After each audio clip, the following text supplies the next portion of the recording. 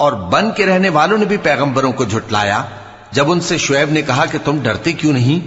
میں تو تمہارا امانت دار پیغمبر ہوں، تو اللہ سے ڈرو اور میرا کہا مانو، اور میں اس کام کا تم سے کچھ بدلہ نہیں مانگتا، میرا بدلہ تو رب العالمین کے ذمے ہے۔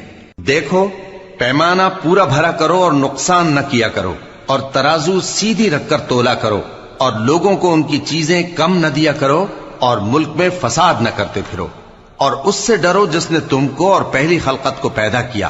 وہ کہنے لگے کہ تم تو جادو زدہ ہو، اور تم اور کچھ نہیں، ہم ہی جیسے آدمی ہو، اور ہمارا خیال ہے کہ تم جھوٹے ہو، سو اگر سچے ہو تو ہم پر آسمان سے ایک ٹکڑا لا گراؤ۔ شعیب نے کہا کہ جو کام تم کرتے ہو میرا پروردگار اس سے خوب واقف ہے۔ تو ان لوگوں نے ان کو جھٹلایا، پس سائبان والے دن کے عذاب نے ان کو آ پکڑا، بے شک وہ بڑے سخت دن کا عذاب تھا، اس میں یقیناً نشانی ہے، اور ان میں اکثر ایمان لانے والے نہیں تھے، اور تمہارا پروردگار تو غالب ہے، مہربان ہے۔ اور یہ قرآن رب العالمین کا اتارا ہوا ہے، اس کو امانت دار فرشتہ لے کر اترا ہے، یعنی اس نے تمہارے دل پر اس کا القاء کیا ہے تاکہ تم لوگوں کو خبردار کرتے رہو، اور القاء بھی فصیح و بلیغ عربی زبان میں کیا ہے، اور اس کی خبر پہلے پیغمبروں کی کتابوں میں لکھی ہوئی ہے۔ اور کیا ان کے لیے یہ سند نہیں ہے کہ علماء بنی اسرائیل اس بات کو جانتے ہیں؟ اور اگر ہم اس کو کسی اجمی پر اتارتے اور وہ اسے ان لوگوں کو پڑھ کر سناتا تو یہ اسے کبھی نہ مانتے۔ اسی طرح ہم نے انکار کو گناہگاروں کے دلوں میں داخل کر دیا، وہ جب تک درد دینے والا عذاب نہ دیکھ لیں اس کو نہیں مانیں گے۔ وہ عذاب ان پر ناگہاں آ واقع ہوگا اور انہیں خبر بھی نہ ہوگی۔ اس وقت کہیں گے کیا ہمیں مہلت ملے گی؟ تو کیا یہ ہمارے عذاب کے لیے جلدی مچا رہے ہیں؟ بھلا دیکھو تو اگر ہم ان کو برسوں فائدے دیتے رہیں پھر ان پر وہ عذاب آ واقع ہو جس کا ان سے وعدہ کیا جاتا ہے، تو جو فائدے یہ اٹھاتے رہے ان کے کس کام آئیں گے؟ اور ہم نے کوئی بستی ہلاک نہیں کی مگر اس کے لیے خبردار کرنے والے پہلے بھیج دیتے تھے تاکہ یاد دلا دیں، اور ہم ظالم نہیں ہیں۔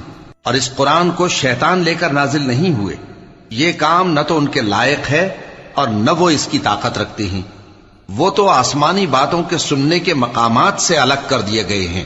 تو اللہ کے سوا کسی اور معبود کو مت پکارنا ورنہ تم کو عذاب دیا جائے گا، اور اپنے قریب کے رشتہ داروں کو ڈر سنا دو، اور جو مومن تمہارے پیرو ہو گئے ہیں ان سے تواضع سے پیش آؤ۔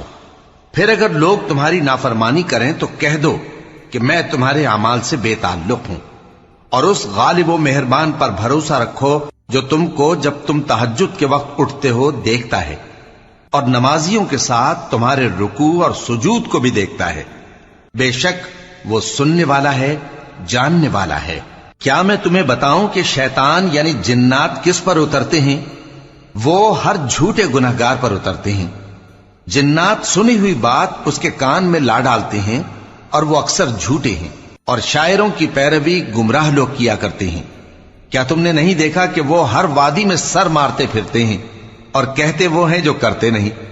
مگر جو لوگ ایمان لائے اور نیک کام کیے اور اللہ کو بہت یاد کرتے رہے، اور انہوں نے اپنے اوپر ظلم ہونے کے بعد انتقام بھی لیا، اور ظالم عنقریب جان لیں گے کہ کون سی جگہ لوٹ کر جاتی ہے۔